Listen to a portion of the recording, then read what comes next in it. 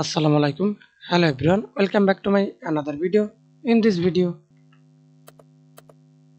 select the data, go to insert tab, recommended chart, all chart, select the line chart, options, line with markers.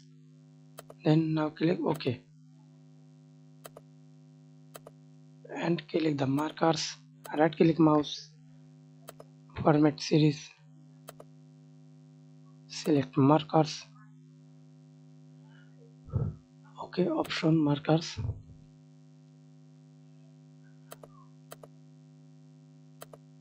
Now series type,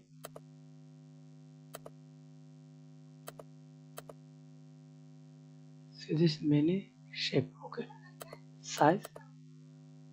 Okay, thanks for watching video. Please subscribe to my channel, like, comment, share.